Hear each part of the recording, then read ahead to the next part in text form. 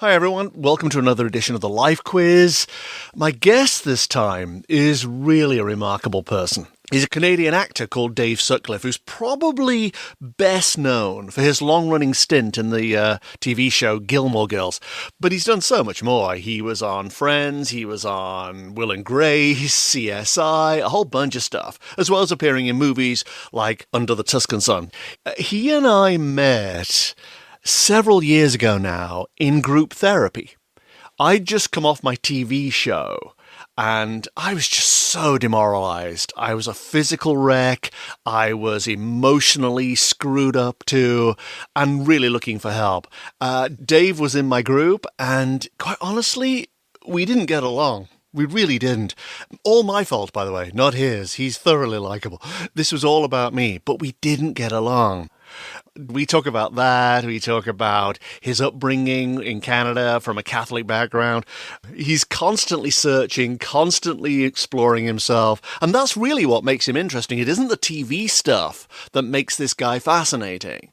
It's actually how he's worked on himself and the avenues he's gone down to increase his knowledge of how the world works and how he functions within it. He's very, very enlightened in so many ways. You'll hear him a couple of times mention the word core, and that's core energetics, which is a form of group emotional adventure that explores your past and helps release the wounds from that past. It's very, very clever and powerful.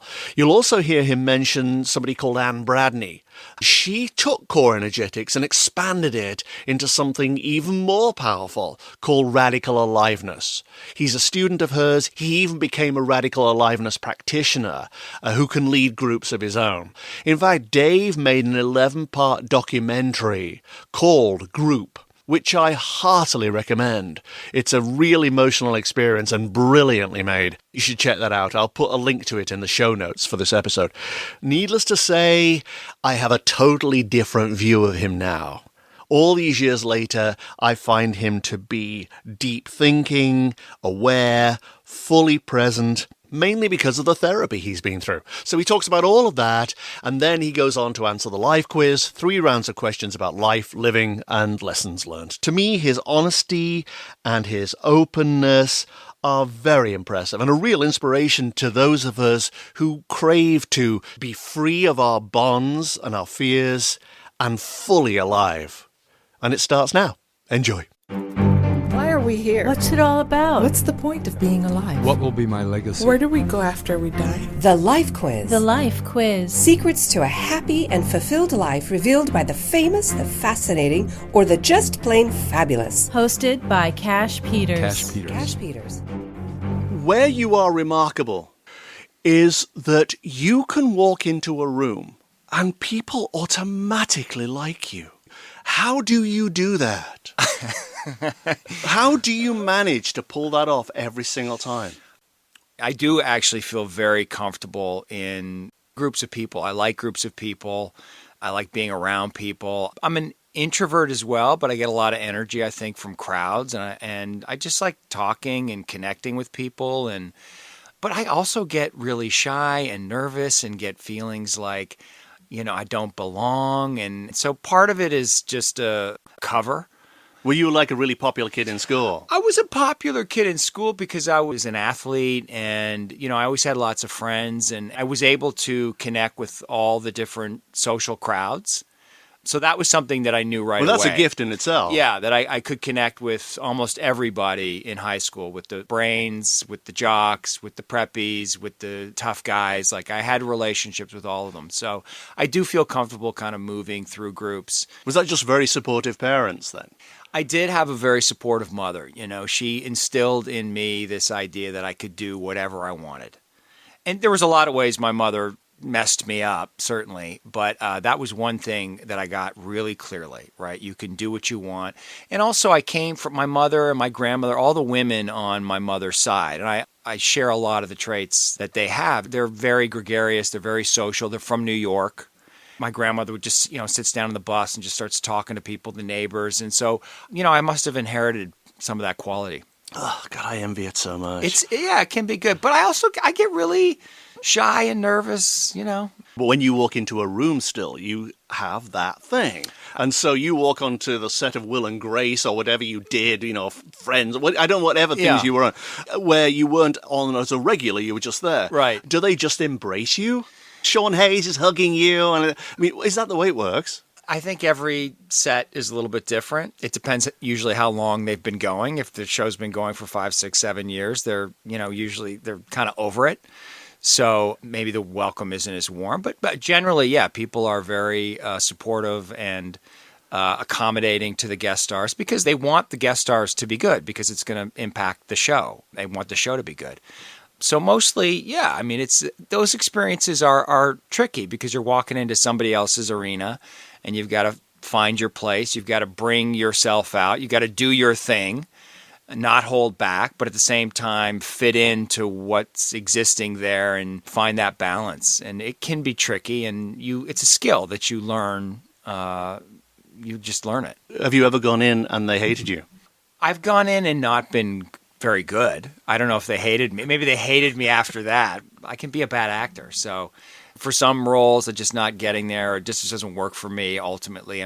Casting is a tough process, and sometimes there's probably been days where you have a bad day or you're miscast, and those. Would you ever say no to anything? I say no to things all the time. Do you really? Oh yeah. Is there some role you would never take on because you just know you're going to suck at it? There's lots of stuff that I can't do. It's hard for me to name it specifically, but when you get a script and you start to read it and you have an intuitive response almost right away, right? Like, can I do this or can I not do this? And sometimes, and there's so many good actors in Los Angeles. Sometimes I just know, look, I could maybe do this or maybe do something with this, but there's so many great people out there that are perfect for this. I'm going to focus on what I do best.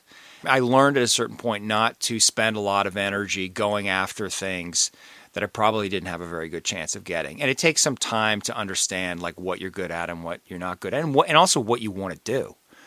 And so usually it's very intuitive for me. Did you want to be a star? When you get into it, you have fantasies about that, right? But I also, early on, I could feel this place inside. I could feel my limitation, right? Like when I saw guys like Matt Damon or Edward Norton, like the best actors of my generation or I could see that I didn't quite have the thing that they had. But do they have something, or is it just luck? It's just the combination of circumstances and knowing certain people that gets them where they are? No, I've worked with enough really talented people to know, like, the talent of these stars is incredible. The top people that I've worked with are amazing. I just worked with Donald Sutherland. That's he's a huge star in the 70s and 80s and MASH and all kinds of things. And he's 80 years old. And you could just, like, as soon as he walked onto set, you could see it. And working with him, you can feel the difference. I've worked with a lot of movie stars. There's some quality that they have. There's some commitment they have. There's a vulnerability they bring to it, an intelligence, and just a raw talent. And I have some of that, and I enjoy it. But there's a lot of other things that I'm interested in. And that's been, I think, the primary struggle for me is when you're in Hollywood and you're working as an actor, there's this place where you got to keep going for it. You got to keep going for it. But I kind of just want to work and make money and be on a decent, great show if possible, working with good people. Ultimately for me, it becomes about the experience of working with the people. And if that's fun and challenging and you feel like you're putting something good out into the world, then that's really all I want. Do you have moral values when it comes to that, or ethical values? Are there certain things that you go, I could do it, but I try to honor my own integrity, and I really trust my instincts. Sometimes you're saying no to things because you're afraid, or it's a challenge, or it's going to take you someplace that's new and maybe difficult. And, fortunately I have a great manager, and he challenges me there, and that has happened where there's times where I pushed through and got out the other side and realized that my resistance was about fear. But oftentimes it's just about, this isn't right for me, or I just don't want to do it. Well, there was one thing you did, and I thought, wow, this is going to scupper a career. And it didn't, fortunately, but I thought, oh my God, this is a lunatic move, which was these videos you put on YouTube of you having a breakdown. And they would keep appearing, and I thought, oh my God, way to ruin a career, guy. Did you not at some point go, if people see this, they'll think I'm mental? I was going through something, for sure. I was struggling a lot with... Yeah, but we all go through things. We don't put them on YouTube. Yeah, I was in a place where I really was wanting to show my struggle to the world. And I think I'd spent a long time hiding it, and presenting an image that I had it all together, that I was perfect and wonderful and life was easy. And I wanted people to think that. And the truth is, inside, I had frustrations and struggles, and I was lonely, and I didn't know what I was doing, and I felt lost. And there was something extremely cathartic for me about making these video journals. And I was trying to be as honest as I could be in those moments. And I look back at it now, I can see the places where I was not totally honest or deluding myself. But at the time, it was just a very cathartic experience for me. So I have no regrets about it. I mean, I feel sometimes a bit embarrassed that it was put out there. And I've since pulled them down because for the reason, I think they serve their purpose and I don't feel like they need to be out there anymore. But it was actually really liberating for me. It didn't harm your career in any way? It did. I don't know. I don't think so. I think people were confused but compelled by them. And that I think people felt that they were intentional, like that I was, in fact, trying to do something. They weren't just random, look at me. And I got a lot of comments from people, positive comments saying, thank you for sharing yourself in this way because I really relate to you. I struggle with the same thing. And it's nice to see somebody who's an actor in Hollywood who I admire or I look up to and I think has got this perfect life, in fact, has the same struggles and longings and doubts and fears that I have. So, because you think actually that people who'd seen you on TV, say like the Gilmore Girls, which is the thing I have heard of, I've not seen but I've heard of, where you really were in it for a long time and it was really like a big defining thing for you, they would see that and go, what am I loving here? Which bit of him do I like anymore? It seems like I'm just going to scrub all of that and sabotage everything, and just by being a different guy than the one you expect. Yeah, maybe that was part of it. I wanted people to see all the sides to me, I mean, a lot of people, I think actors get into it unconsciously or consciously because we want to be seen. There was some way we didn't get seen or recognized. Yeah, but we only want the best bits. We only want your best bits. We don't want to see you a mess. Yeah, that's probably true, but I don't care, right? But that's not true. Like, we love actors when they show us their ugly side or their messy side. Like, those are the performances that are, to me, are most compelling. Well, see, what's interesting was that I first met you, and you were just some guy in a room. Right. Along with a bunch of other people in a room where I sat down and had to tell everybody who I was. And I was so damaged at that point that I just babbled and I made no sense. And you volunteered to be the first person to speak. And I remember that you just yelled and burst into tears. And you were so loud. And I thought, this guy is a lunatic. He's an absolute lunatic. And if anybody else in this group is like that, I am walking out. Right. Who does that in a public place? And then... Well, it's not a public place. It was a lot of people in there. Right. And I thought, I couldn't tell if you were being real or not. There was another actor guy there who I thought was a big phony. And it was like he was just basically auditioning, or he was just rehearsing or practicing his moves for when he really did an audition and stuff. And I wasn't sure about you, because I thought you could just turn it on, because you're an actor, you can just turn it on. But I didn't know how much reality we were getting. In those sort of therapy sessions, how much of that was real and how much was you saying, I wonder if I shout really loudly whether it'll shock these people? My intention always in groups is to try to be as authentic as possible. You weren't just showing off?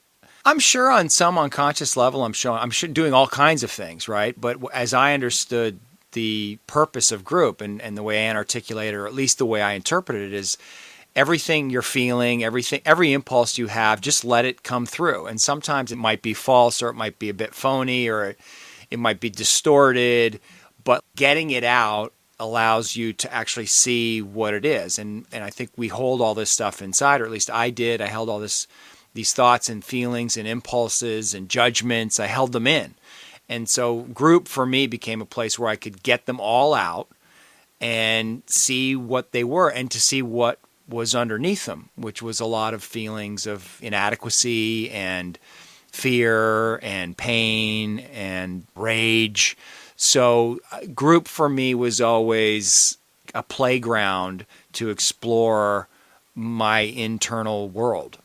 And yet you go, if that guy has problems, and rage, because you seem to have so much going for you. What chance is there for the rest of us? It's true what you're saying about me, but it feels like a bit distorted, like it's not the whole me. Like no, it isn't the whole but you. I think the scene that you see in me is also in you. That's why you're so fixated on it, because I think you have the same thing that you just don't own. Or possibly the reason I didn't get along with you during the group was because I had the same issues as you. Right. And neither of us had sorted them out at the time. That makes a lot of sense. What is he whining about? That was my problem. You mean you have every ticket in the book for a happy life, you would think. How come you're even in therapy in the first place? You know, I had a childhood like everybody else, and without getting into the details of my childhood. Don't go into details. Well, my parents split when I was 6 years old. They were both very, very young, and I think they were overwhelmed, and my mother remarried and then split again and then remarried. So there was a lot of instability in my childhood growing up. Were you the only child? No, I had a brother, and then my father remarried, had 2 more boys, but I didn't grow up with them. You know, my mother was she was very young, and she was really scared, and she didn't quite know what she was doing. And my father was distant emotionally and then physically. So, I mean, I grew up with a deep, deep feeling of like there's no safety in the world. Nothing is safe. Nothing is secure. Nobody's really got my back. I'm on my own. Which wasn't entirely true. I mean, my mother also, as I said, you know, there was a place where she was incredibly loving and supportive. And my father's a very kind, loving man. I mean, I never got like direct put downs, but there's a lot, you know, parents, all of us carry unconsciousness and we project that onto our children. And that certainly happened to me. So a lot of the things that my parents carried that were unconscious, maybe about shame that they had or restrictions about their own goodness, that got projected onto me. And so I carried a lot of shame, I think, through my life. And that caused me a lot of pain. And I kept it inside my entire life. And I presented this quote unquote perfect guy because, you know, I was always seen as cute and then handsome. And I was a decent athlete. So that was my cachet in the world, you know, and it allowed me to get through life. But that's all ego stuff. And it can only take you so far. And it took me to Hollywood and it allowed me to get jobs. But once I got on TV and started making money and started getting recognized and being successful, there was a part of me that just felt like a fraud.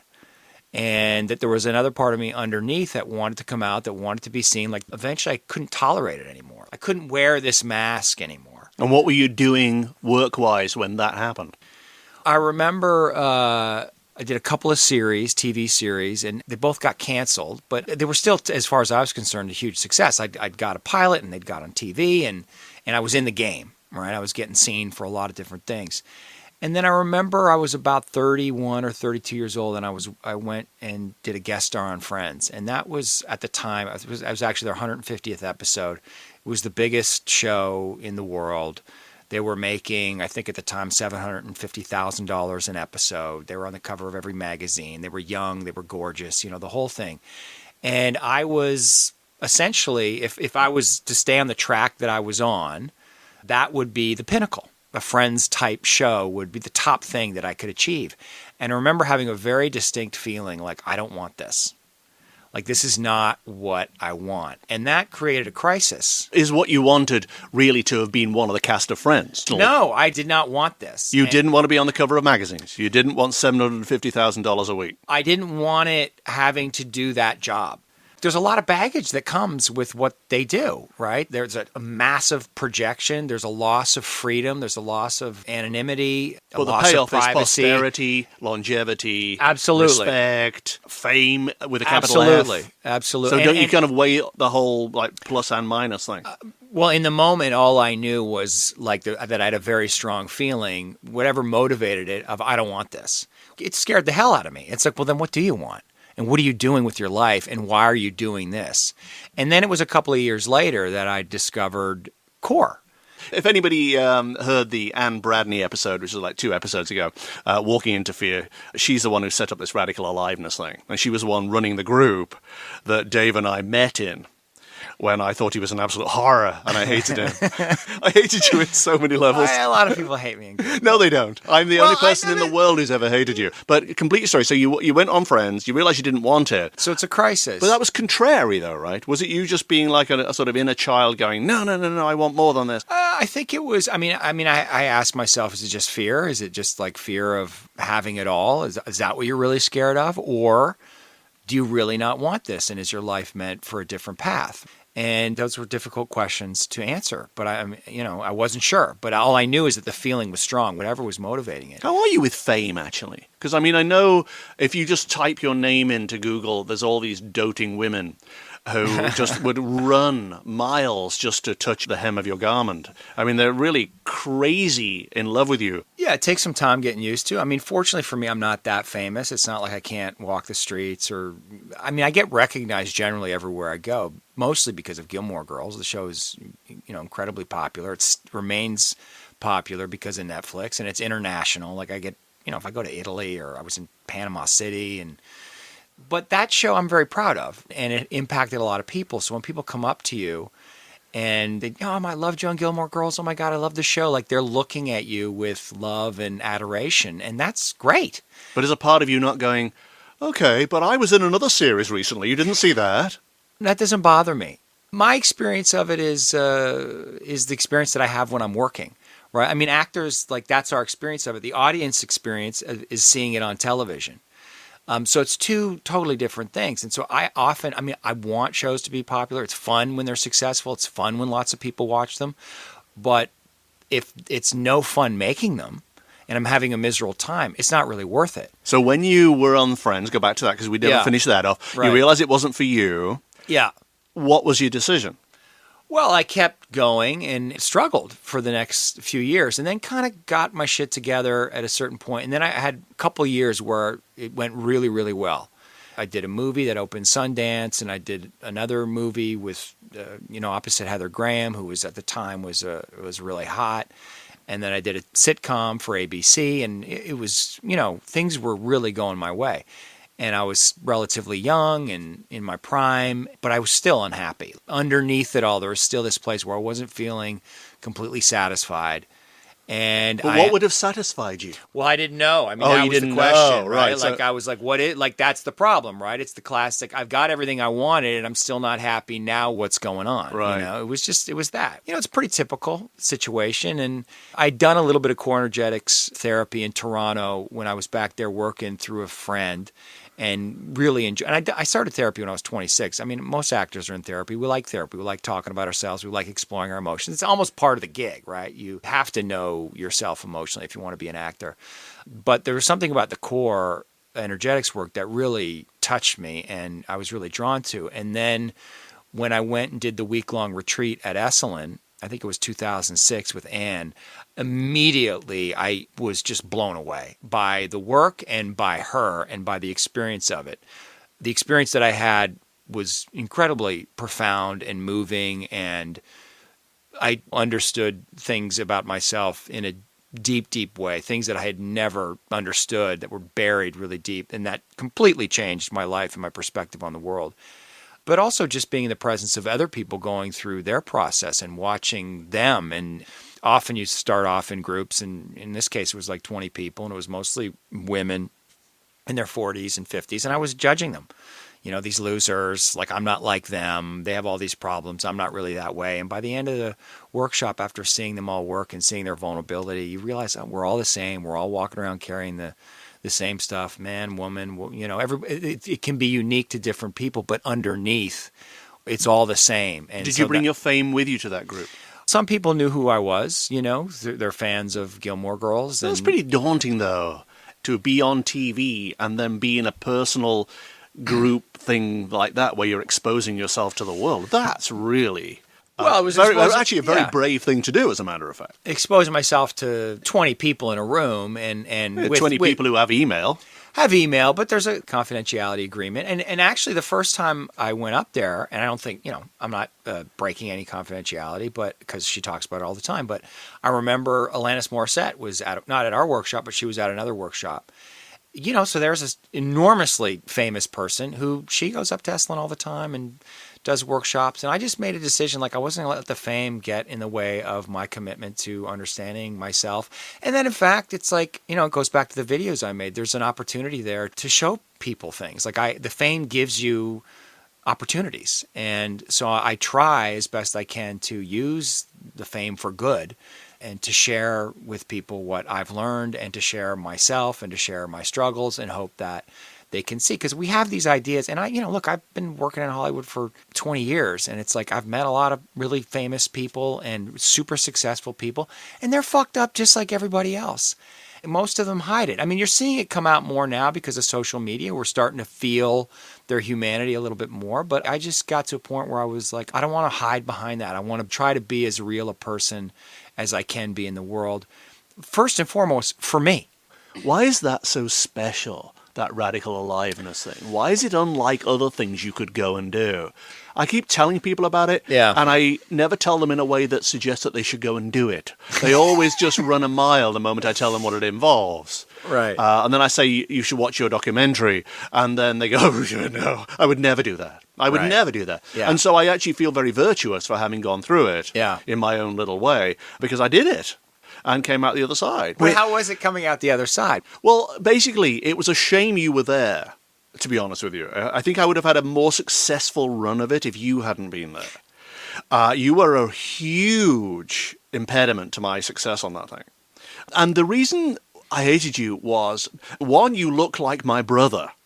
Which is incredibly unfortunate. You look just like my brother. And I thought maybe that's why you were there. Because I would have to confront my brother, who had told me I was dead about 3 years before I was there or something, for no reason he ever explained. He just never spoke to me again. And it just came out of the blue, and you look just like him. So that was a big problem. And also, I sensed in you something very wrong. Because of you, I said nothing for 16 weeks, basically. Except for the week you weren't there. There was a week you weren't there. I remember that. When I did more therapy in 1 week than I had in the other 15, because you weren't there. I remember that the week that I was gone, that I came back and everybody was talking about this big breakthrough you had. And I could feel like I was hurt in a way, because I could feel Were you really? Yeah, I felt like it was something about me. Like, you know. It was about you? Yeah. Well, you see, also, there was one moment where, and I'm not going to say what this is because this is really part of the confidential thing, but there was a part where we had to buddy up, and the last person I wanted to buddy up with was you. I wanted somebody else, but they were all taken, so I ended up stuck with you.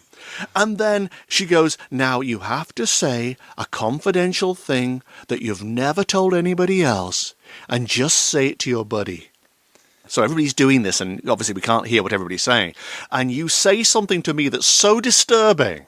And I'm just so shocked by this. And then you wait for me to say something. I have nothing. You have nothing? I have never eaten broccoli. Let's just say it was that. Or some secret. Like, I'd never eaten lobster till I came to the United States. That was my level of offering. Right. You gave me something so disturbing that I couldn't get out of my head for the rest of the 15 weeks. Right. And so it was like, this is really a weird guy.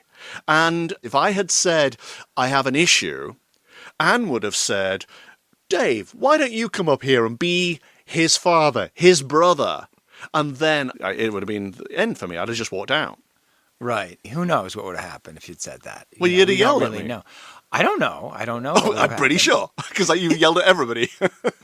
You yelled at almost everybody in that group. But that's not all I did, was yell at people. No, you were very, very nice. You were so nice to me that all these feelings I had that were actually nothing to do with you, really, that got landed on you, I felt ashamed afterwards because I thought, well, that's terrible. This guy did nothing to me. He was nothing but loving and kind and supportive and accommodating. Right. And I abused him for 16 weeks. Yeah. It just didn't seem right. And so I basically spent the rest of the time apologizing to you for everything I did to you back then. Well, I could feel that you were afraid of me. You know, I'm still afraid of you to a certain extent. Yeah, and I could feel that there was a way that I liked you and I wanted to connect with you. And I was curious about you because you were smart and you were a guy, and there were very few men that were in the group at the time. And I was definitely longing for connection with men. You know, and it's often the case that I trigger things in people because I look like the quarterback of the football team. And oftentimes people have issues with the quarterback. They felt like they got bullied or they... See, that is the very issue that I think it came down to. Right. Once I'd thought about it with mature reflection over like a year or something, I thought, it's because he looks like the guys who bullied me at school. Yeah. People are afraid of me because they look at me and I have a certain kind of energy. And definitely in the group, especially back then, where I felt like that energy wasn't being represented, I would bring that energy really... I would bring it out a lot. Like I would almost distort it because I felt like it was actually of service to the group because that energy's in the world. And there's a part of me that can be a bully. Is there really? Yeah, of course. I wasn't a bully in school. But you're a bully now? No, but I was definitely, I mean, I played a lot of sports. And when I was on the ice, I was a bully. But bullies in sports are revered. I mean, we need bullies, right? That's part of what it is. So I had access to that energy. And I could see that a lot of people, had issues with me. So I would use that part of me in a sense of service to provoke these feelings in other people and to help them kind of confront it or feel the fear that they weren't able to feel or feel the rage that maybe they weren't able to feel. So I often played that role in groups. And I was aware of it. And in some places, I was a bully that was not fully aware of it, like that I was unconscious, and it was a defense mechanism. But it's like the group is a specific environment. When I say like I can go step onto the hockey rink and a different part of me comes out, it's like an animal part, a bully part, and it's all acceptable there. That's kind of the way I feel in group. Is it a theater to you? It's not a theater, it's a lab. It's like a laboratory for exploring emotion. So I don't see it as performance, but I see it as a place to experiment and try on things and say things.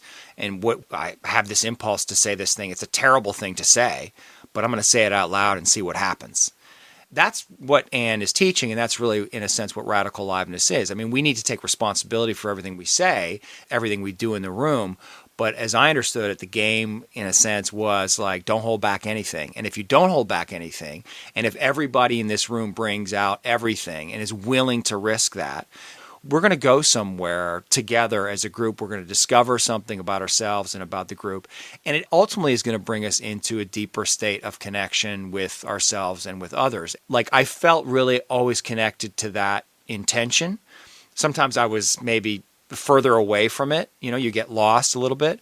But I always felt like everything that I was saying and doing in there was of service to my own healing and also to the healing of others. Like I really did feel that if I brought myself out all the way, like for instance, had you stayed and we had a chance to... Well, I did stay. I mean, right, I stayed for the full complement of weeks. Absolutely. I didn't leave halfway through. Yes, but a process that's deep might take years. But had... maybe we can still do this. It's like to go into that place and maybe there's some, if we'd allowed ourselves to really go into whatever was there and work with it in a safe container and with a facilitator like Anne who really knows what she's doing, might have been the opportunity for you to really feel some things because it sounds like what happened with your brother was really painful. Oh, and no, my it's presence horrible. Brought that up. Yeah, and, true. And I don't. Sometimes, actually, I guess maybe you're not ready to confront that. Some things are just so painful. Yeah, you just would rather lock them away than ever deal with a wound. It's just too much. Yeah. But when you're dealing with a group yourself now, yeah, how is that? Because that's a whole different thing. You can't just start blurting things out. You actually have to be empathetic, and you have to float around the outside and watch. Yeah. Without necessarily just suddenly screaming yourself, which you may want to. No, you're in a completely different role. I mean, when you're in the group, your job is to just try to be wild and alive and bring everything out. And when you're leading a group, your job is to hold a container which allows all of that to come out. So you're trying to be open to everything that wants to come, have no real agenda, in a sense, like let go of control and let go of all judgments. And just be curious about everything. What is so scary and yet so mesmerizing about that series of webisodes you did about the group is that these people really did go for it. Yeah, they committed 100% to the point where you would think they were acting. Yeah. Because who does that? Yeah. Who is that angry or that tearful or that joyful when something happened? And yet it was real, right? Totally real. Was any of it staged? No, none of it was staged. No. You were just a fly on the wall watching. Fly on the wall, yeah. Why try to control it? I mean, it's so magnificent on its own. any control or staging would have diminished it. That was my feeling, and still is my feeling. But it's the first question that people ask me is this real? Like, yeah, what do you mean it's real? It's Well, a because you never documentary. see that. Because you never see that. reality happen in front of you. It's always acted. Yeah, it's acted. And then the next question is, how did you get these people to do that? Because they can't in their minds imagine that. My answer to that is, one, I just asked them, and it was a lot of people who'd done the work before, and I think they felt the power of it, and they thought the idea of getting it out into the world was great. They were behind it. And then the new people, I showed them some of the demos that we shot, and they responded to it. And I think there's a place inside all of us that really wants to be seen in that way, like in our most authentic self. I think we all long for that. We all have this, there's all part of us that hides away, and we show the world the best of us. And I think this was an opportunity for people to show all of who they were.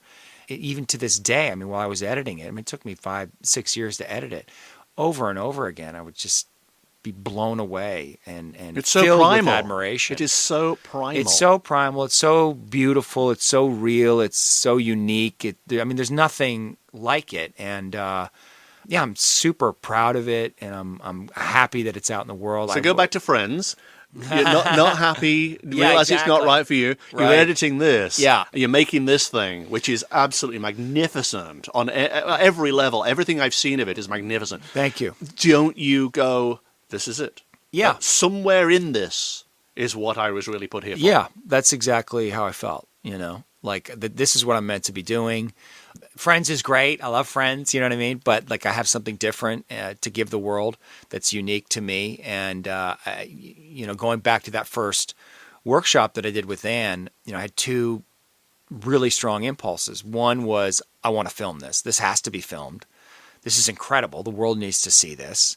And it's incredibly compelling. There's amazing stories here. It just felt like a natural thing to want to film. And two, I wanted to know everything that Anne knew. I was like, how does she do this?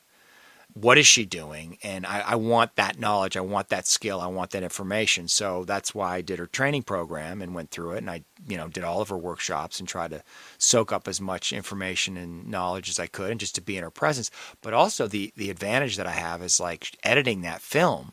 It's like an athlete. I got to watch game film over and over and over and over again. So I got to study her techniques and also her voice and her cadence and just the subtleties of all of the things she does that allow that emotion to come through. So I feel super fortunate for that. I can't be within 10 feet of her without crying. Yeah, she's a very, very powerful woman. All she has to say is, so, how's it going then? I'm in floods. Yeah. There is an alien energy there that runs through her. Part of it's skill, part of it's a good huge way to put it. Yeah. No. Part of it's a huge amount of knowledge of people and Yeah. observation, psychology and stuff. But she has an alien energy. You can't really be anywhere near her. It's like you have a zipper on your heart and she just Yeah. reaches in, unzips it, Yeah. and it all pours out. My experience of it was almost instantly, I feel like she was just looking right through me. Yes. Right into the deepest heart of me. And it's very unnerving, and part of you just wants to run away. You feel embarrassed. You're like, holy shit, I cannot fool this person. And she's also not afraid of anything. It doesn't feel like she's afraid of anything. So whatever's inside you that wants to come out that you're terrified of, she's not terrified of it. And she's looking at you just saying yes to everything that wants to come through you. And the permission that she gives you to feel is just incredible. And that's her gift. And she's not afraid of her heart, her love. And she's not afraid of the dark side of herself. Somebody once described Anne as she's not afraid of the devil, Or God, I would say. She's a remarkable person. But enough of that. Do you want to answer the life quiz? Sure, yeah. Yeah, why not? Since we're here, why not do it? This is what it is. All right, we'll be back in a moment with round one of the life quiz. The Life Quiz is brought to you by Penner Press, a boutique publisher with a global mission to expand minds and change lives. Penner Press publishes books that the big boys would never dare, including 2 of Cash Peter's most popular works, A Little Book About Believing and Why Your Life Matters, available as ebooks and in paperback. The future is being made right now, so check out books by Penners today and dare to start living the bold, bright, healthy new life you know you deserve. Penner Press. Now, back to the Life Quiz. Okay, here we are with round one of the life quiz with Dave Sutcliffe. Here's a question I ask everybody before we start. Okay. What is the number one lesson life has taught you? What is the number one lesson life has taught me?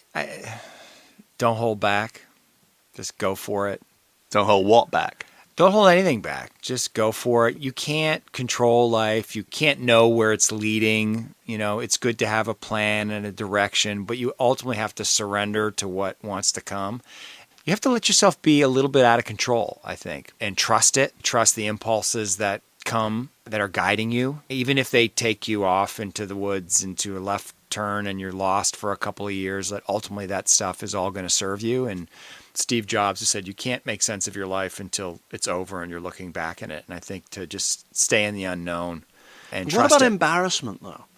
The British thing is embarrassment. We are so scared of being in that position where we are humiliated by somebody else and embarrassed by our own actions or our words or by what somebody says to us. It holds us back in a huge way. Yeah, none of us want to be humiliated or embarrassed. And I think it used to hold me back in a big way. And I'm sure it still does to a degree. But, I mean, you get used to it. Like, you can realize you can tolerate humiliation and that there's really on the other side of it is nothing. Everything is the same. Everything's fine. Like nothing has happened. I think there's an irrational fear that's attached to it that you're somehow going to be banished and shamed and, from society. But that's not true. I mean, as an actor, it's what I would tell all actors. You better learn to tolerate humiliation and embarrassment if you want to be in this business because that's just part of it. Yeah, but that's coming from somebody who hasn't failed. I've failed all the time. I remember once auditioning, or testing for 13 television pilots over 2.5 years and not getting any of them.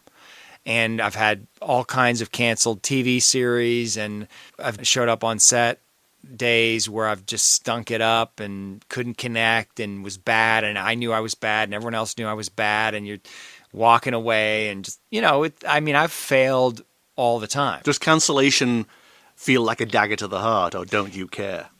I've learned to tolerate it, but early on, I used to describe it like getting dumped in a relationship. Like you fall in love. You have to, in a sense, if you attach onto a TV show, you have to fall in love with it. You have to believe in it. You have to champion it. And then when that's pulled out from under you, you have no control over it. Yeah, it's incredibly painful, and it can be devastating.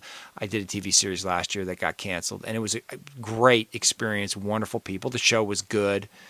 And, it was kind of like, oh, okay, that didn't work out. And I moved on pretty quickly. So I guess I'm growing. You just live it for the moment and then let it go. Yeah, exactly. I don't know that I'm detached, but I'm the disappointment I know I can tolerate. And I know that there's going to be things on the other side, and it's just kind of part of life. And, you feel the loss of it. You feel the sadness, and you have to ultimately move on.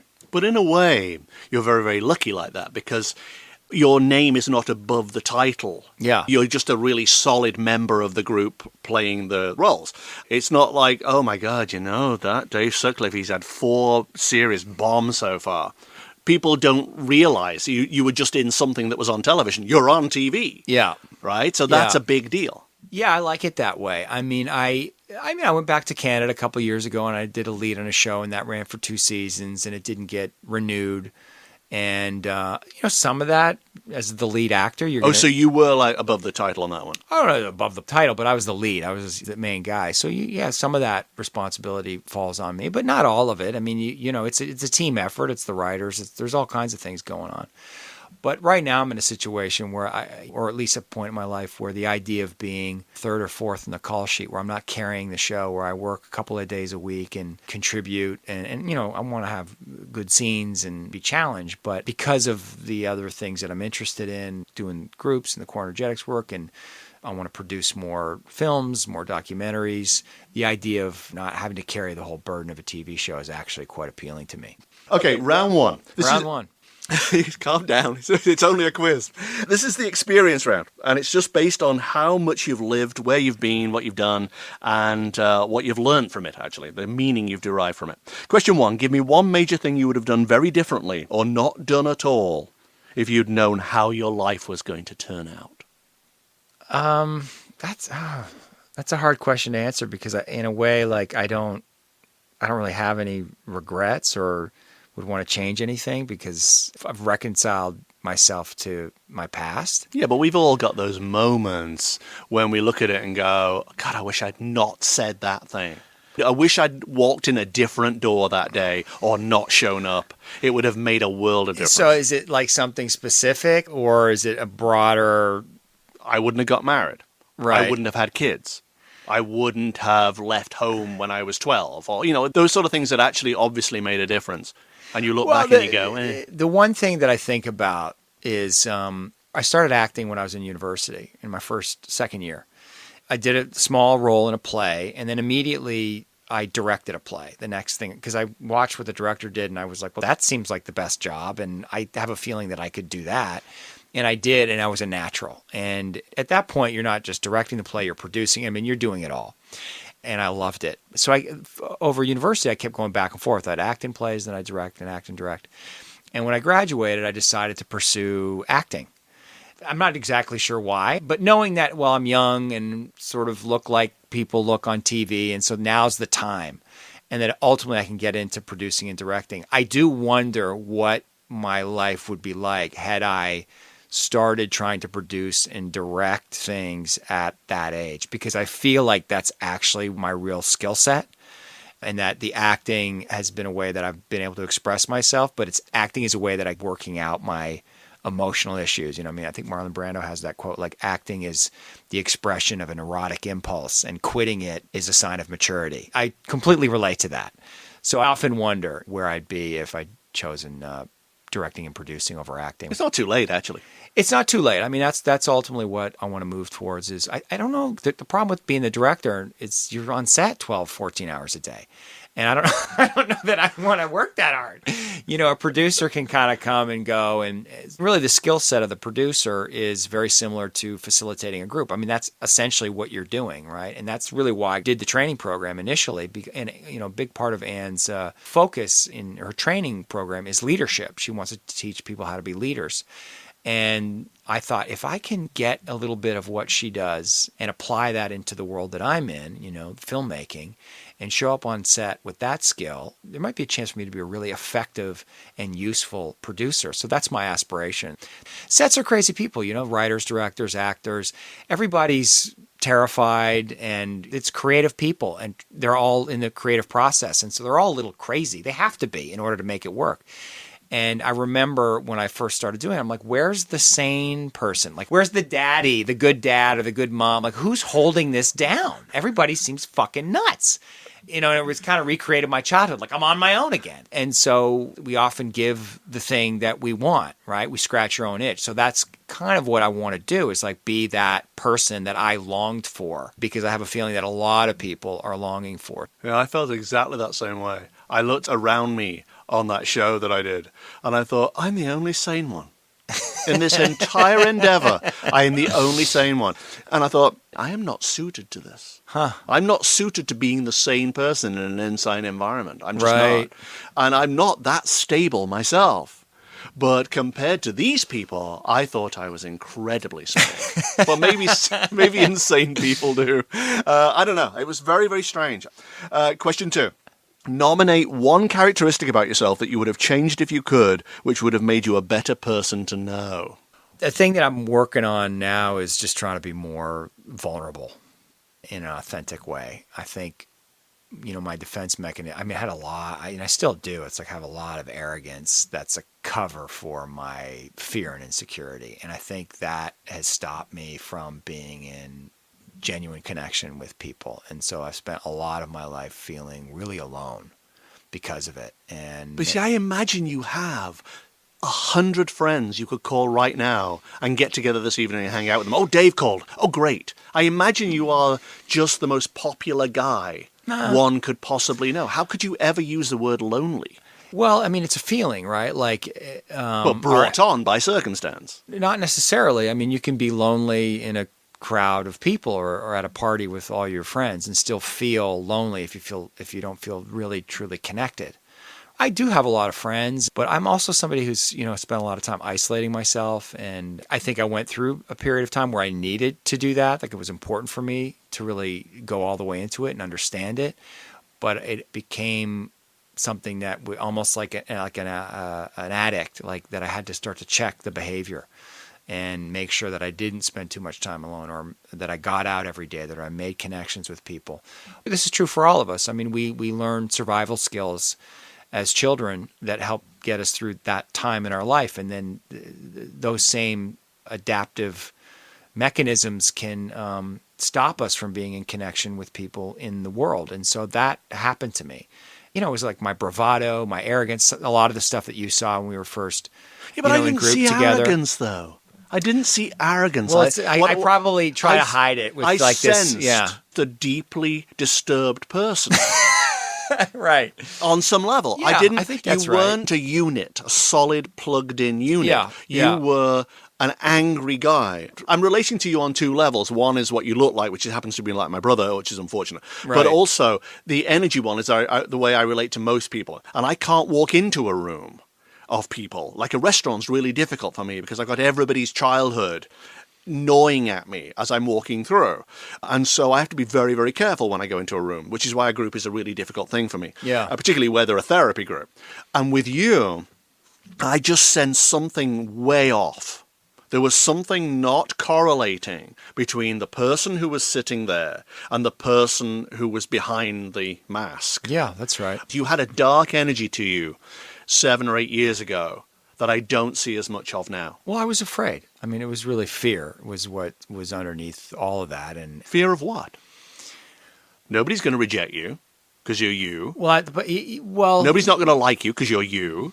But that's your projection, right? Like, that's not how it feels to me. I have like a deep place where I don't feel like I belong anywhere.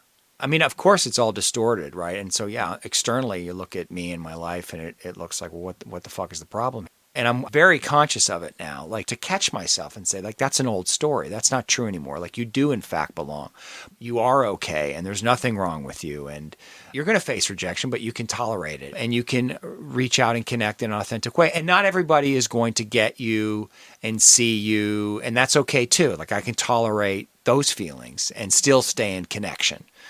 That's all the stuff that I've been, working on. But yeah, back 8-10 years ago, all of that stuff was coming to the surface when you met me, and which again is why I loved group, because it's like it was a chance for me, like all that stuff got to come out, so I could see it for what it was, and it was, a lot of pain from my childhood that I was really cut off from, and just like this fear of never really feeling safe in the world. And so when I talk about the arrogance or the bravado, that was really how I covered it. And then, of course, it becomes hard for exactly this reason. It's like, I remember having a therapist once. He's like, dude, you're a young, good-looking actor on TV. Nobody gives a shit about your problems. He was saying that, like, your problems are real, and they're yours, and they're as valid as anybody else's, but nobody's going to give a shit because of who they think you are. That's very true, actually. It was very true. And basically he's saying, like, that's part of what you have to do is accept the truth of that. And that can be painful too, because I want people to see the full me. I want them to see all of me and to see that I'm human and that I'm struggling and that, I'm doing my best and I have fear and longings just like everybody else. But everybody's got that. I mean, every person walking around is longing to be seen in a different way and is hiding things. So I'm no different than anybody else. So what is the thing you would have changed? Arrogance? Tried to connect more to my vulnerability and be more grateful for what I have, and to really be more of service to the world and less selfish. That makes sense.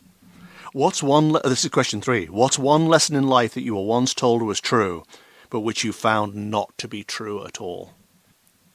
Well, I don't know that I was ever told directly, but like there was by my mother, but there was definitely like a feeling that like there was a world out there where people were really smart and they knew what they were doing and they were controlling the world, and we were not those people. And then you kind of get into life and you realize nobody knows what the fuck they're doing. Everybody's making it up as they go. But I still have that part of my brain that believes it. But the truth is, like, and I think Steve Jobs has that quote, something to the effect of, people no smarter than you created the world. And so you can create your world and you can create it any way you want. That's really true. And there is no objective reality. Everything is completely subjective. So create the world that you want to create in your imagination and believe it and live it.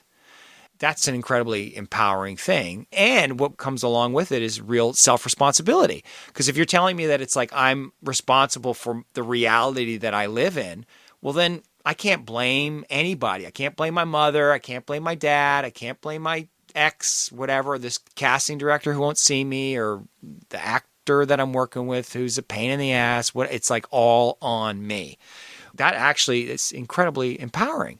Yeah. But the thing that I've learned as I've gone along is that if you walk into a place as though you are likable, chances are people will like you. There's a friend of mine who's always able to get into clubs when there's a huge line, there's a big bouncer there. And I always wonder, like, how does he do it? He would just kind of stand there and he would exude this confidence of like, I belong in there. And eventually they just let him in. It's energy, right? Well, that's a metaphor for life, though. Exactly. That's exactly how it is. Exactly. Question 4. Outside of things like family and friends, what has been the greatest joy of being alive? Having dogs. I had 2 dogs when I was living in LA. One was a pit bull. One died. I had a Doberman and a pit bull. And getting up every day and taking them to Running Canyon, walking them, and being in a relationship with 2 animals. I had like a little pack. But isn't it unfair on a dog if you're an actor? You're never still. You're never home. No, I was home a lot. And if they weren't home, they were in. I mean, LA's got best doggy daycare. These dogs are well taken care of. But being in a relationship with an animal like that is just. My mom has my pit bull because I went back to Toronto. They're illegal in Ontario. 3 years. It's her dog now. But I can't wait to get another dog. And also for me, sports like hockey, I don't think that anything has brought me as much pleasure as just being on the ice, skating with other dudes, especially competing, the connection that you get, the pleasure of being in your body and of, working towards trying to win a game with a group of men.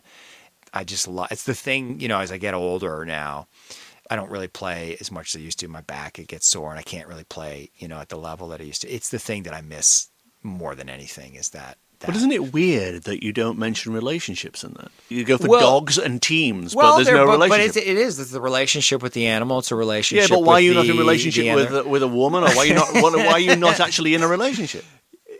Yeah, I ask myself that all the time. Well, why don't we just deal with it right now? Why are you not in a relationship? I mean, it's a complicated question. I could connect it to stuff that happened with my mother and my history and fear of women or fear of losing my autonomy in a relationship. Like I have images around what a relationship with a woman means that is really distorted.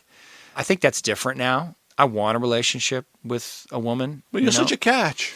Thank you. Yeah, and I'm really open to it, and I'm working really hard. Like I'm dating, and I think I'm doing it in the right way. And I realized pretty early on, 29, 30, that I had something wrong in the way that I saw relationships, romantic relationships, that there was a pattern, and I had a really hard time getting out of it. And I started doing a lot of therapy then. And then I think I got to a place where it's like I wanted to I had to work it all out before I got into a relationship, and that was never going to happen. Like I have to show up in a relationship as an imperfect human being and trust that I can be loved there. Secretly, I'm so happy you're struggling with it. Secretly, Why? I'm glad you have a flawed area. I have plenty of flawed areas, believe me. Question 5. What is your greatest sadness or disappointment about the way life has unfolded for you? Well, maybe just what we're talking about, that I've been alone for so long. On the other side of it, I really trust life, and it's given me a lot. I do whatever I want, whenever I want, and I haven't had to worry about money in terms of being in a relationship or taking care of a kid. So I've had this incredible freedom that has allowed me to do all of this work and move around and travel. And if I want to go buy a motorcycle and drive it across the country, I just do it. Or if I want to go into the desert and, do an ayahuasca ceremony, I just do it. And that's been amazing, right? The freedom.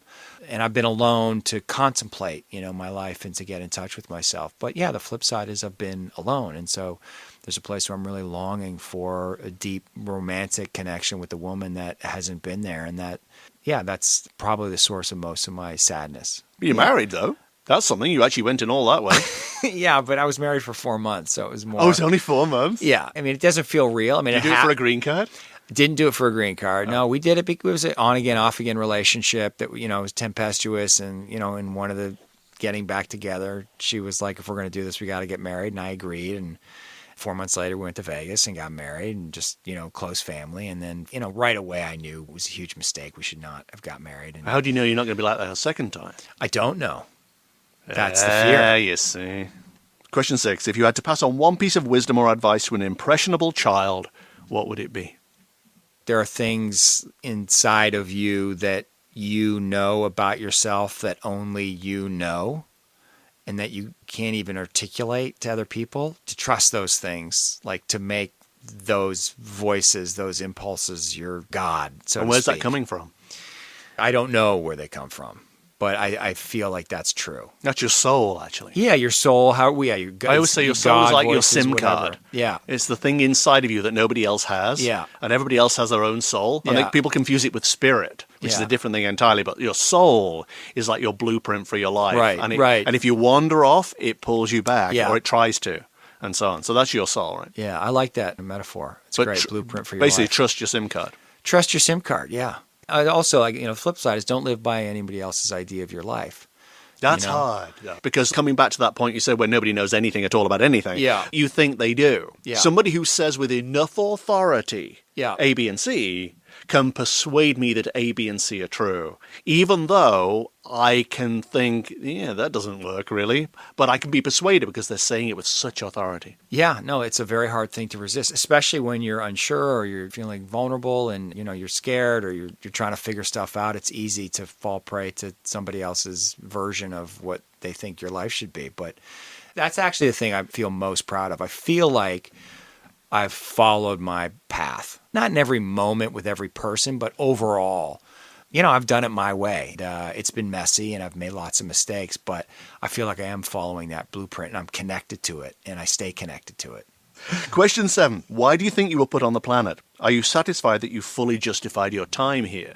I feel like I'm here to be a leader, to be of service, to be an organizer of people. I think when I lead groups right now, I feel most connected to who I am and most alive and doing what I'm meant to be doing. And I want to do, I don't think it has to be just in leading core energetics groups. I think I can apply that skill, that model in a lot of different areas, like I was saying with producing, but that feels like what I'm here to do. Aren't you wasting your time being an actor, really? Given your power now, given your wisdom, learning, and the path you've come down, aren't you almost squandering that power by remaining an actor? Because there's so much you could do to change the world using all the tools you've now got that you didn't have 10 years ago. No, that's true. But the acting and the notoriety gives me a platform. It allows me to make a lot of money in a short period of time. And so it gives me a freedom. I don't think I'm going to be doing it for much longer, but I feel like there's one more run that I have in me over the next couple of years before I make the transition into the next phase of my life. That's what I'm intuiting. I don't know. I could come, I've spent 3.5 years in Toronto, coming back to LA. I'm looking to get back on a TV series. That might not work out, and I might be forced to go to the next phase of my life earlier than I anticipate. And it's also, there's like a way, I get to practice it on set. Like sets are groups of people coming together to try to make something and put it out in the world. So there's all kinds of opportunities for me working as an actor to practice and to do the thing that I want to do and to get the message that I want to get out. And that it all essentially comes from one place. Like that, whether I'm acting, whether I'm doing the groups or whether I'm producing, editing, whatever, it all comes from the same place. Question 8. This is an interesting one for you. Usually it's boring for people. This is really interesting for you. Question 8. What is your legacy? When your biography is written, and you're the first person I met who actually somebody could write one of, when your biography is written, what will it say you did to make the world a better place? Wow.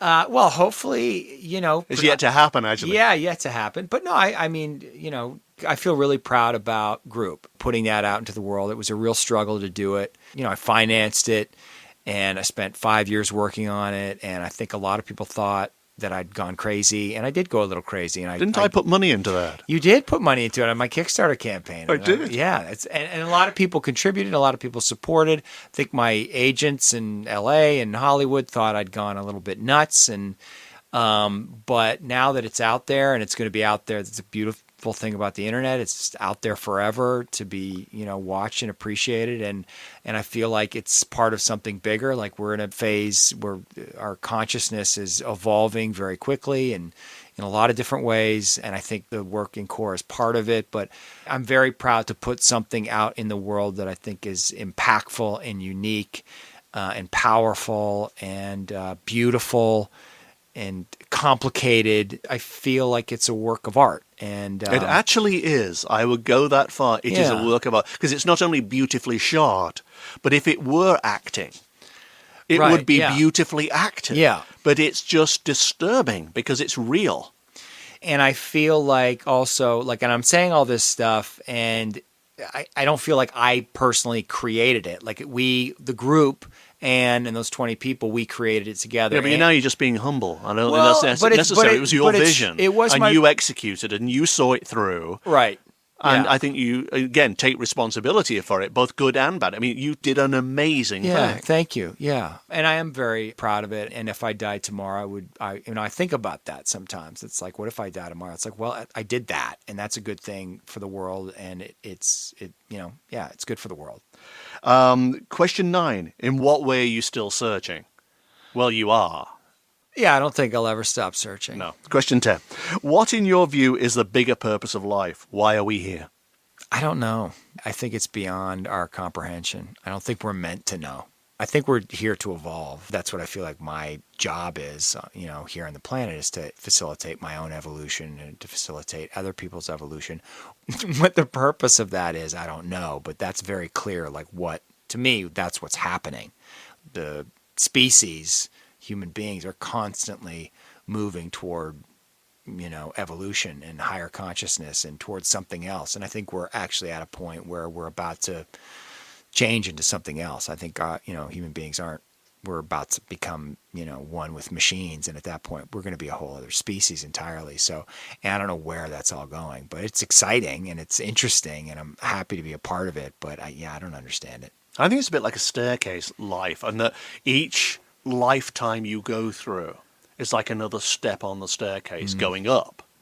And if you start off on one stair and grow throughout your life, you're then tall enough in the next lifetime to climb to the next stair and have a whole different experience that will take you to the next stair. Interesting. If you stay the same size, then you can't climb up to the next stair, and you have to stay on that stair next lifetime as well, and the one after that, until you grow big enough by your soul's path to get, and that's your soul path. The next version of you in the next lifetime gets the same SIM card, and goes on to the next one, and you just go throughout. That makes sense. And so it is a growth experience, but you've got to end your life bigger than when you started. Yeah.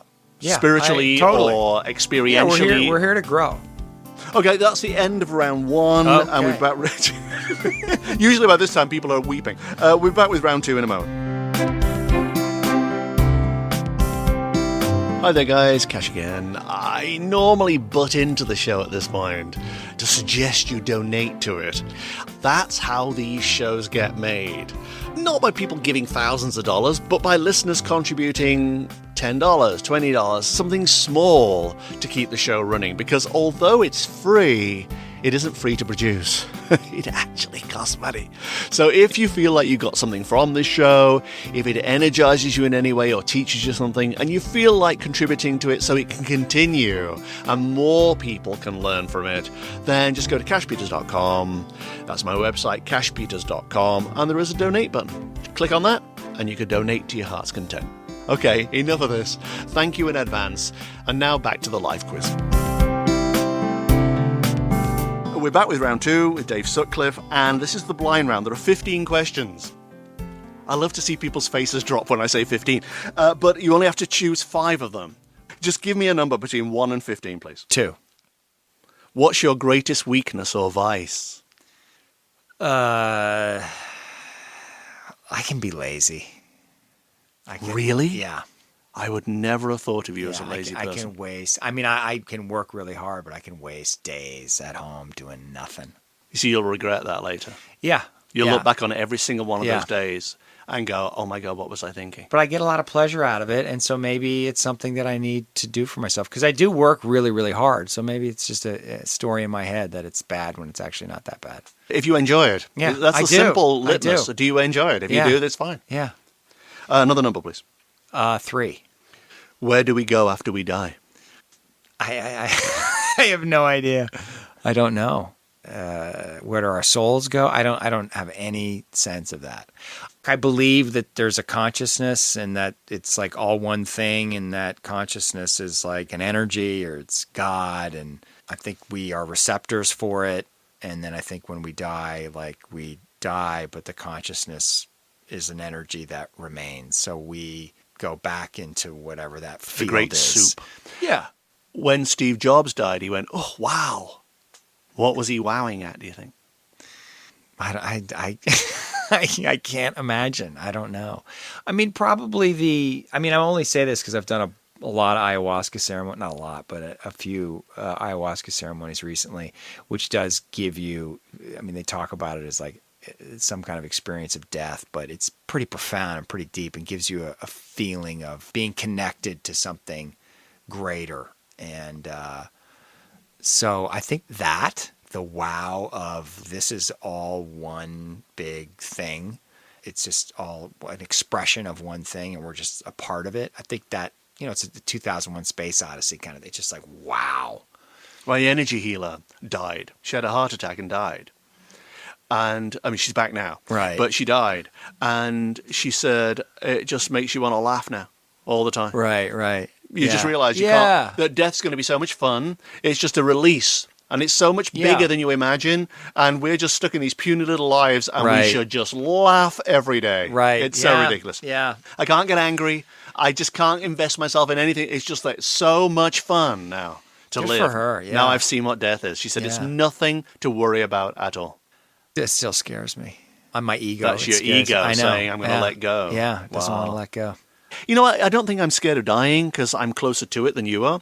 But I think I am scared of dying in pain excruciatingly, or deteriorating to the point where my eyes don't work, or, something. Yeah. That kind of long drawn out Yeah. death is what I think I fear. The actual dying you have no say in, so.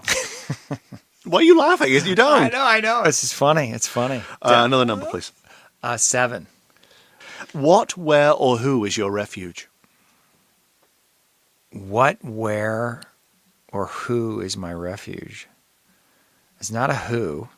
I think there's a refuge that, like, kind of what I was saying, like when I spend time alone at home, just kind of with myself, tinkering, thinking, writing, sending emails, just like that time of just being with myself and gathering my energy is probably, I would say that's my refuge. Like, real simple. It doesn't have to be someplace in the woods or a beach. It's actually just, I always create a little area for myself, a little desk that's simple, but it's mine. And there's something that, when I sit there, and that I feel really safe and grounds me and sets me for the day. So it's self-containment. Yeah. Yeah. It's self-containment. It's very important. Yeah, I agree. Another number. 9. Who have you yet to forgive? Probably myself, Really? Not your father? I've forgiven my parents. How did you do that? How did you forgive your father? Well, I realized that loving him was just a much better option than not. I see my dad's humanity. My dad's a beautiful soul, and Yet he left you. Yeah, he left me, but I don't see it that way. And I'm sure as a child I did unconsciously felt like he left me, but that would explain the fury. That would explain the rage and yeah. There was a lot of. I think there was a rage for a lot of different things, not just around my dad. But I feel like I've worked hard to forgive my parents, and just to see them as people and that they did their best. And that wasn't always the case.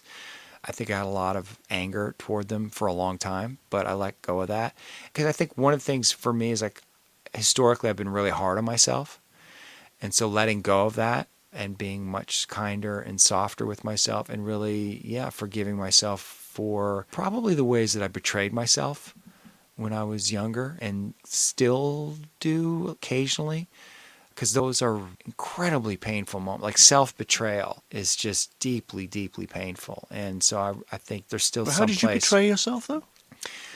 Any place where I gave myself away, didn't speak my truth in order to stay in connection with another person or with a group, like that place that I wasn't authentically myself. And Well, you compromise to please. Exactly. Is a horrible thing. It's I've a done that a million horrible, times, and I've horrible never feeling. quite got over it. It's what the Yeah. British do. Yeah. We compromise to please. Yeah. And you feel dirty every time you do it. Exactly. And you've done that too? I've done that, and Is that a Canadian thing, you think? A bit like the British? I think it's an everybody thing, right? We all have that in some way. We have to compromise who we are to please our parents, right? So we learn that at an early age, and then we do that out in life, and that feels really painful. It's a great question to ask, because now I'm going to go home and really think about it and like work on forgiving myself for all my self-betrayal. It's what makes us so complicated. Yeah. But I mean, at least I think there are, because we can acknowledge that there are areas that we've never figured out, then there's something to work on. I've never figured that out. What am I ever to do about that? There's no way through that. Come back to group. You That's can not work. the You can work answer. on it. Next question. 13. Question 13. Are you a beacon or a light reflected?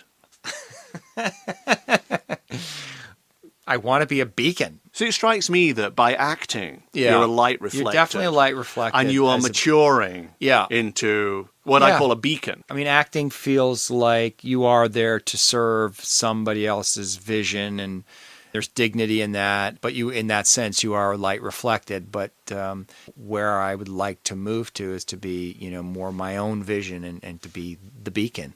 That Friends moment Yeah. is where the light inside you was dimmed and you thought it had to shine brighter, but you didn't know how. Yeah. You got a sense that you were actually meant to shine brighter than you were actually Yeah. shining. Yeah. Just not in that way. Yes, exactly. And the last one in this round. 14. 14. How has your definition of success changed as you've grown older and wiser? Which is predicated on the fact that you grew wiser as you grew older. Yeah, well, let's run with that assumption. I mean, I think success for me is, I think, is less defined by the external things. For me, is like how much I really know myself. Was that always true, though? Or is it just now because you're wiser? I'm more connected to it now. I think it was always true. I don't think I was ever fully drawn into the traps of success, the money, the fame. But when you were 25, fame and stardom must have pulled you along. I mean, that must have been the star you hitched your wagon to, no? Otherwise, why would you proceed with it? It can't just be, look at me, look at me, look at me. Because that's where all the pretty girls are. That's in acting. Was it really just about women? Pretty much. It was about self-expression, right? It was about an adventure. It was about trying something new, but it's also like actresses are gorgeous women. And I was like, how do you meet these girls? Like, how do I get close to these beautiful, fascinating women? It's like, well, become an actor and you meet them. And it's true. You meet all kinds of incredibly beautiful, sexy women. And I think a lot of men are motivated by that. And yet you're still single. Yeah, but I've had a good time. Well, you see, that I haven't lived the life of a monk. even though I've that been secret single. thing you told me in the group when we were Yeah. swapping things was like, that guy will never be happy. I thought. Oh, yeah? That, when you told me whatever it was, Right. I thought that guy will never be happy. Do you remember what it was? No, I don't remember. Okay, I'm not going to reveal it. But I thought at that time, wow. I mean, when I you, can when imagine what it when I was. found you were single, I thought, that doesn't surprise me. Everybody Right. listening to this is going to be going, please just tell me Right, privately right. in an email what what is it the was. secret? It was like, I thought, wow. I can't remember what I said. But Okay. I can imagine what I said, but All right. Well, we'll leave it because it's We'll never leave going to it. be revealed. Yeah. All right. That's the end of round 2, and we'll be back Oh, with okay. round 3 very soon.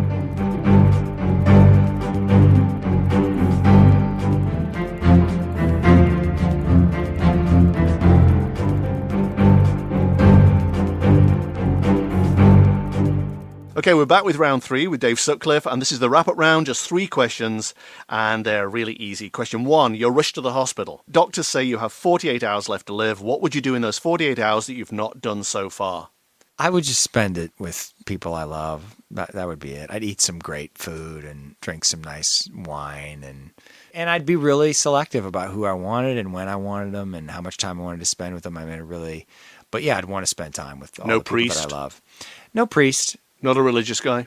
Not a religion. I mean, I grew up going to Catholic school, but See, that would bring on rage. yeah, I'm sure that Catholic school is a big part of my Well, I don't want to say a big part of my problem, but, Was it really? Was it so horrible that you... No, it wasn't. But I mean, they instilled a lot of ideas in my head that it took me some time to get them out that I think were ultimately destructive ideas. You see, that would come back to that question about what were you told when you were young that turned out not to be true. Yeah. Right, and that's a whole bunch of Catholic stuff. A lot of that stuff, too, yeah. Yeah, a lot of the Catholic So where do you stuff. stand on God, then? Well, I believe that there's something greater than us, but I mean, is it a dude in the sky, like, controlling things? I don't think so. Like, God to me is consciousness. It's a field of consciousness, an infinite field of consciousness. Yeah, that's God. Basically. Yeah, that feels true to me. I can relate to that. I don't know what that means exactly. You can't describe electricity either, or love. You can't describe it. It just is. It just is, yeah. Question 2. What do you consider to be a universal truth? God is love. The universal field of consciousness is love. Is love, yeah. Like that the highest vibration. What brings you to that conclusion, though? Just like I feel like when I am in those states of flow, deep connection with myself and with everything, I feel like what is flowing through me is love. And I feel like I'm removed from judgment of anything. It's just like you're in love with the world. And that everything is beautiful, including the ugly things, including the angry things, including the worst parts, the cruelty, the worst parts of humanity, that you're, in a sense, in love with it all, right? And that it's all beautiful and it's all meaningful. And that to me is like the God consciousness. And I think there is actually at any given moment a choice in what you say, what you do, anything, between love and ego. Yeah. If you choose the way of love, you are living as a part of God. Right. The moment you slip over to ego, which is judgment, doubt, anger, jealousy, all those sort of things, you slip away from love and you are apart from God. Yes. So you can live a part of God or apart from God. Yeah. It's your choice in every moment of the day. Yeah. If you live as part of God, your life just glides by. Yeah. Because even the perceived bad parts turn out to have benefits. That's right. If you live in ego, you trip up constantly. Yeah. Because life is constantly trying to pull you back to love. No, I agree. And the ego is all about right and wrong and morality, and that doesn't exist in God consciousness, Right. Life just is, and it's a being. And that's also what I'm trying to do. I want to be closer to God. Last question. Question 3. Who are you really? Jesus. You're Jesus? Maybe, yeah. Well, aren't we all? Who am I really? Well, I think I'm spending answer that question without sounding like a complete ass. I am really. We're all one thing, like kind of what we've been talking about. We're all the same thing. Like whatever's behind the thing that's behind is that's who we are. We're all just consciousness, and this is the physical manifestation of consciousness in this body with the parents I had at this moment in history and this place on the planet, and that's the deepest version of who I am. And then there's this other imperfect human being that's working out his stuff and trying to get his needs met and trying to give something to the world and trying to figure out what it means, trying to figure out who he is, and that's who I am. It's interesting, actually, because you really have changed. And I didn't know you that well to begin with, but you really have changed. Your energy has changed, and you have matured phenomenally. A lot of anger has dissipated from you. And I think it's lovely that you're flawed, because I never imagined you to be flawed. And I used to look at you and think, has that guy got any flaws whatsoever? He doesn't seem to have. He seems to have it all together. Except for the anger and the... Well, I don't actually see that as a flaw. Right, I just thought it was something that frightened me. Right, But I I just thought you seem more whole. Whereas when I met you, you seemed very fractured. And your Right. energy was unpleasant to me. Now, you don't feel that way. I feel like I've grown a lot and I've changed a lot and I feel different. And But it feels like the moment to honor your soul Yeah. and be that guy who's going to lead a bunch of others and not simply entertain. Yeah. It's not that entertainment is bad or is wrong. I understand. You could be very, very good at that for another 30 years. But it seems like you have a mission that you have not necessarily honored in its entirety yet. Yeah, but I will. I think you will. I'm scared about it, but I'm pretty determined to fulfill my mission. But it's honoring it and allowing it to just happen rather than making choices about it, probably. Right. Just being it. That's true. Then that's the other struggle, right? You know, the between going for it and surrender. That's often my struggle. You know, But you had to go for your acting career. Yeah. This you wouldn't have to go Okay. to. This would be allowing. All right. You would allow yourself into that. That's hard for me. The allowing, the letting go, the trusting, the surrendering, that's the edge for me. Then that's the way you got to go. Exactly. Thank you so much. Thank you, Cash. That was awesome. So there you go. A bit longer than normal, that conversation, but I found him really fascinating. It's lovely to come across people who have explored life. They've not just taken what they were taught when they were kids and run with it their entire lives. They've explored and they've questioned and they've attended therapy and they've worked out their issues. I mean, he'll admit he's not perfect and will never be, but God, it's so refreshing to come across somebody who's really advanced down the road so that we can all look to him and go, okay, if you can do it, I can do it. From not liking him years ago, I now find him incredibly inspirational, actually. That's Dave Sutcliffe, and you should really check out his documentary series, Group. You can follow me on Twitter at Cash Peters. You could donate to the show if you want to. Go to cashpeters.com. There's a donate button, and you can contribute to keep the show going. But whatever you do, thank you very much for listening. I really appreciate it, and I'll speak to you next time. Bye-bye.